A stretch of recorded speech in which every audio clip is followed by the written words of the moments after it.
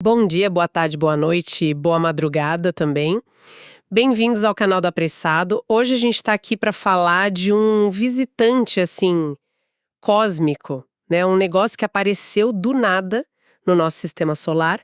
E não só apareceu, ele chegou quebrando recordes, desafiando o que a gente achava que sabia sobre objetos de fora, sabe? Estamos falando do 3 Atlas.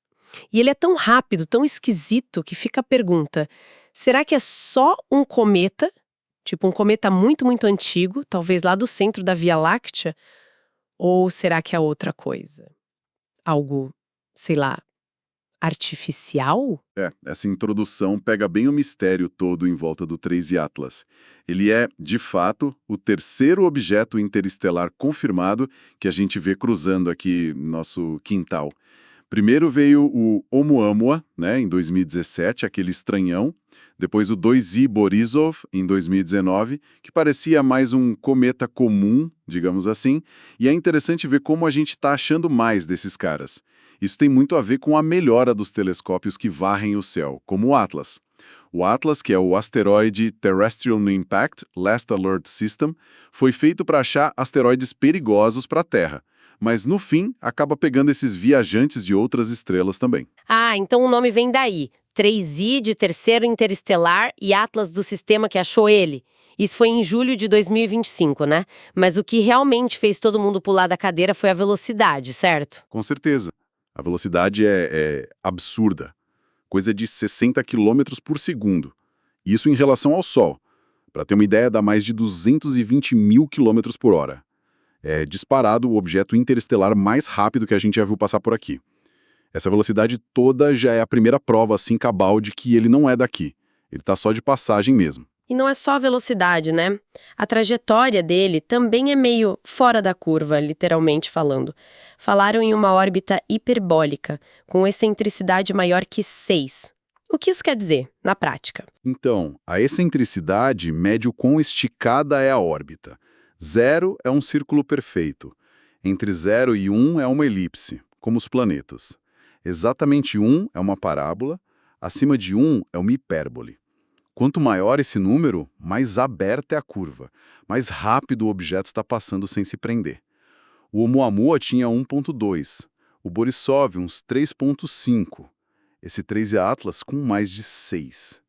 Isso mostra que a gravidade do Sol, assim, não está nem fazendo cócegas nele para prender. Ele entrou rápido, vai sair rápido. Uma visita única mesmo. Caramba, 6? Bem mais aberto que os outros. E além disso, tem mais coisa estranha nessa órbita, não tem? Tem sim. Duas coisas chamam a atenção. Primeiro, ele tem movimento retrógrado. Retrógrado? Como assim? Ele está viajando no sentido contrário da maioria das coisas no nosso sistema solar. Os planetas giram para um lado, ele está vindo pelo outro. Tipo, entrar na contramão numa rotatória, sabe? Entendi. Já é bem incomum. E a outra coisa? A outra é que, apesar de vir de fora e andar na contramão, o plano da órbita dele é quase o mesmo dos planetas. A inclinação é só de 5 graus em relação à eclíptica, que é basicamente o disco onde os planetas orbitam. Só 5 graus. Mas qual a chance disso acontecer por acaso? É baixa. A estimativa é de uns 0,2%. É pouco provável que um objeto interestelar aleatório chegue assim tão alinhadinho com o nosso plano. É como se ele tivesse meio que mirado, né? Parece conveniente demais. Olha, conveniente é uma palavra que surge, mas a gente tem que ter calma. Do ponto de vista estatístico, 0,2% é baixo, mas não é zero, né? É totalmente possível para um objeto que veio do disco da nossa galáxia, de onde a maioria das estrelas, incluindo o Sol, faz parte. Se ele foi ejetado de outro sistema aqui no disco, a chance dele chegar em outro sistema como o nosso, com uma inclinação baixa assim, é maior do que se ele viesse, sei lá, do halo da galáxia. Entendi. Baixa probabilidade não quer dizer impossível.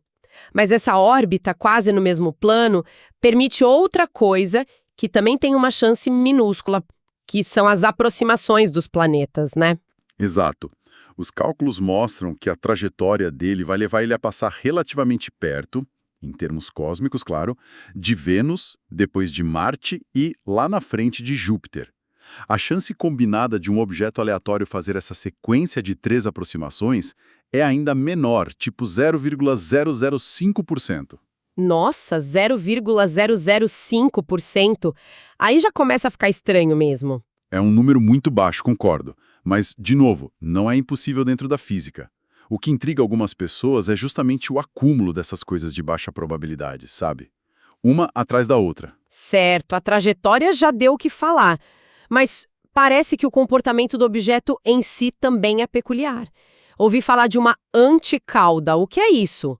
Cometa não tem cauda apontando para longe do Sol? O vento solar empurram o gás e a poeira que saem do núcleo, formando a cauda sempre na direção oposta ao Sol. Só que, nesse caso, observações lá do Observatório de Teide, em Tenerife, pegaram um jato fraquinho, de uns 6.000 quilômetros, saindo do 13 Atlas e apontando para a direção do Sol.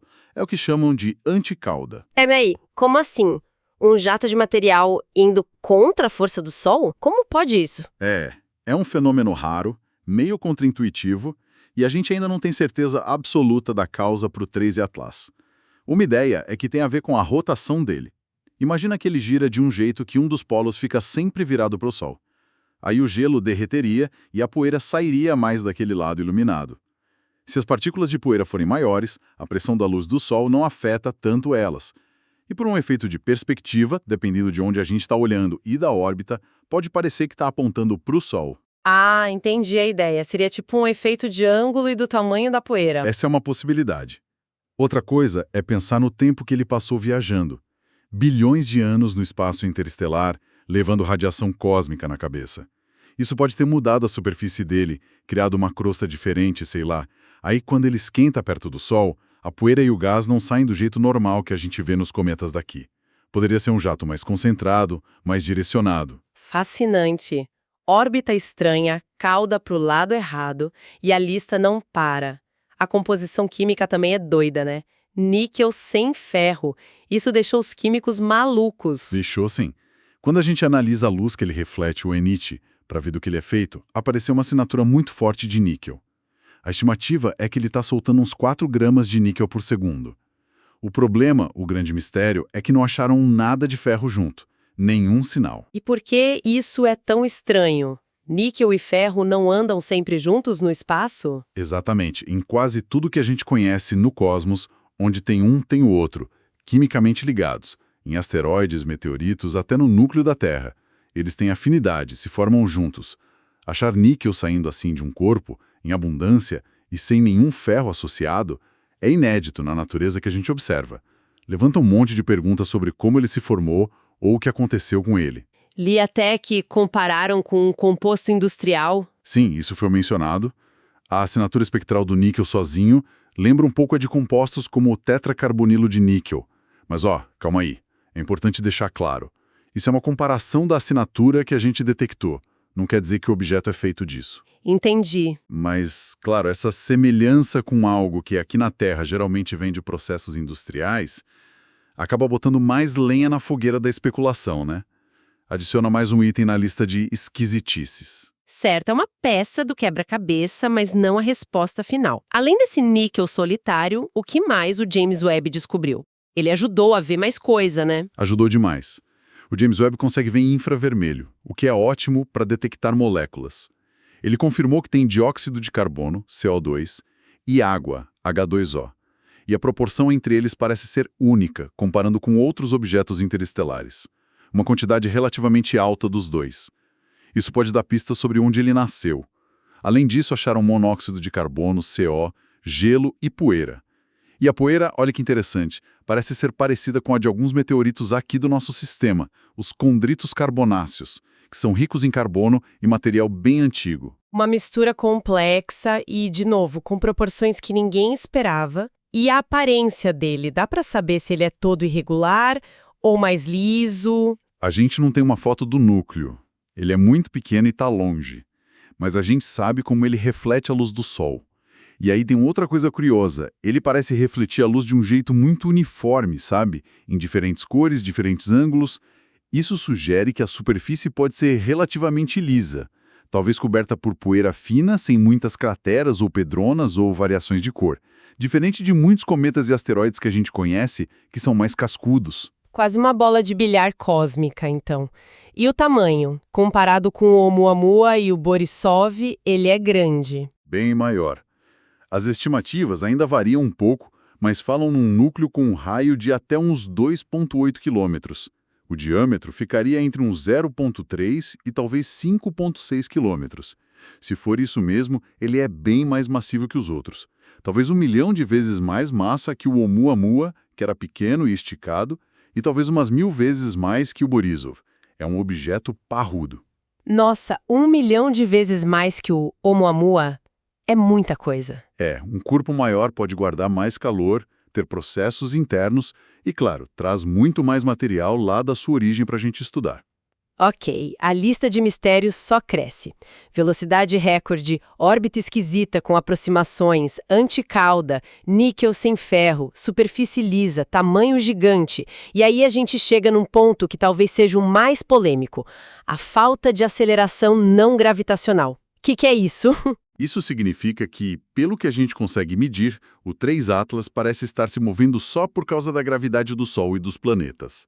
Ele está seguindo a trajetória que as leis da física ditam para um objeto com massa passando por aqui. Ponto. Ué, mas isso não é o normal? Para um asteroide, uma pedra espacial inerte, sim. Mas para um cometa ativo, que solta gás e poeira quando chega perto do Sol, a gente espera outra coisa. Essa liberação de material funciona como um foguetinho natural, sabe? Dá um empurrãozinho no cometa, faz ele desviar um pouquinho da trajetória puramente gravitacional. É isso que a gente chama de aceleração não gravitacional. É super comum em cometas ativos. E o 3 Atlas, mesmo com a anticauda e soltando gases como CO2 e água, não mostra esse empurrãozinho? Exato. Apesar de ter sinais de atividade, as medidas da posição dele ao longo do tempo não mostraram até agora nenhum desvio claro que a gente possa atribuir a essa aceleração extra. Ele parece seguir um caminho puramente balístico, como se não estivesse sofrendo esse efeito de propulsão natural. Ou pelo menos, se está sofrendo, é tão fraco que a gente não consegue medir. Aham, e aí que a imaginação vai longe, né? Se não tem um empurrão natural detectável... Aí surge a especulação. Será que a trajetória está sendo controlada de outro jeito? Se fosse uma nave, por exemplo, o movimento viria de motores próprios, e não do gelo derretendo. Então, para alguns, essa ausência da aceleração não gravitacional, que a gente esperaria, vira um argumento para a hipótese artificial. Dizem que um objeto natural ativo teria que mostrar esse efeito. Mas qual é a visão da maioria dos cientistas sobre isso? Eles já descartam a ideia de ser um cometa por causa disso? Não, de jeito nenhum. A grande maioria dos astrônomos ainda trata o 3 Atlas como um objeto natural. Provavelmente um cometa interestelar, mesmo com todas essas esquisitices. Para a falta de aceleração não gravitacional, pode ter outras explicações. Talvez ele seja muito mais denso que um cometa normal. Aí, o mesmo gás teria menos efeito. Ou talvez o jeito que ele solta gás seja diferente, mais espalhado, ou só de vez em quando. Aí fica difícil medir o empurrão. Ou ainda, ele pode ser um cometa cansado, que já gastou a maior parte do gás da superfície na viagem longa e a atividade agora é muito fraquinha para desviar a rota de forma mensurável. Quer dizer, ainda tem explicações naturais possíveis para essa falta de empurrãozinho. Sim, tem hipóteses naturais que fazem sentido. A ciência geralmente tenta explicar com o que a gente já conhece antes de pular para causas extraordinárias, tipo tecnologia alienígena, para a qual a gente não tem nenhuma prova direta, né? Mas essa ausência, somada com todo o resto, com certeza mantém o debate quente. E falando em explicações naturais, a idade e a origem dele também são impressionantes, né? Ele seria um tipo de fóssil cósmico. Exato. As análises da trajetória e da composição sugerem que ele é muito, muito antigo, possivelmente mais de 7 bilhões de anos. Mais velho que o Sistema Solar. Bem mais velho. O nosso sistema tem uns 4,6 bilhões. Especula-se que ele pode ter vindo lá das regiões centrais da Via Láctea, ou do chamado disco espesso, que é uma região com estrelas mais velhas. Se ele veio mesmo de lá e é tão antigo, ele é tipo uma amostra de como as coisas eram no comecinho da formação de estrelas e planetas na nossa galáxia. Um fóssil cósmico mesmo, com informações de um passado muito distante. Isso por si só já é incrível para a ciência. Então o cenário é esse. De um lado, a ciência tentando encaixar esse objeto super peculiar, com todas as anomalias, órbita, química, falta de aceleração, como um cometa interestelar antigo e com uma história única. E do outro lado, a especulação que junta todas essas improbabilidades e pensa: será que não é artificial? É uma boa forma de resumir. A visão científica principal é que, apesar de ser super interessante e desafiador, o 3 Atlas é natural. As anomalias seriam resultado da origem dele num sistema diferente, com química e física diferentes das nossas, mais os efeitos de bilhões de anos viajando. A órbita de baixa probabilidade é estatisticamente possível. A química estranha mostra a diversidade da galáxia. A falta de aceleração pode ser explicada pela física do objeto ou por limites da nossa observação. Mas a outra galera argumenta que são coincidências demais. Justamente, para quem defende a hipótese artificial, é o conjunto das anomalias que pesa. Eles apontam para a combinação. A órbita quase no plano, que permite sobrevoos certinhos dos planetas, a química com níquel sem ferro, lembrando processos não naturais, a superfície talvez lisa e a falta de aceleração não gravitacional, sugerindo controle. Para essa linha de raciocínio, a explicação mais simples, mesmo que mais extraordinária, seria um objeto tecnológico. Uma sonda, uma nave, talvez até direcionada para cá. É uma ideia que mexe com a imaginação, claro, mas ainda falta qualquer prova direta. Ainda tem muito para descobrir. E se esses mistérios cósmicos fascinam vocês tanto quanto a gente, compartilhem essa conversa. Pessoal, se estiverem gostando, por favor, compartilhem o canal e deem o like. Ajuda muito. O tempo para estudar o 3 Atlas está acabando, né? Sim, o tempo é curtíssimo. O ponto mais perto do Sol, o periélio, está acontecendo agora no final de outubro de 2025. Logo depois ele vai passar por trás do Sol, do nosso ponto de vista aqui da Terra, vai ficar escondido no brilho por umas semanas. Ele só deve voltar a ser visível para os nossos telescópios em dezembro de 2025. E depois que ele reaparecer? Aí ele continua a viagem dele, se afastando do Sol, seguindo a trajetória hiperbólica para o espaço interestelar, e não volta nunca mais. Por isso esses meses agora perto do periélio e logo depois são a janela de ouro. É a hora de coletar o máximo de dados com tudo que a gente tem. James Webb, telescópios em terra, cada pedacinho de luz, cada detalhe do espectro pode ser a chave para entender o que é esse visitante. É uma corrida contra o tempo cósmico mesmo. Um visitante rápido, massivo, antigo e cheio de segredos que logo vai embora. O que é a chegada desses objetos interestelares super rápidos, massivos, com comportamentos e composições tão misteriosas e ainda capazes de chegar perto de planetas como Vênus, Marte, Júpiter? O que isso significa para a nossa compreensão de como os mundos se formam lá fora, longe do nosso sistema solar?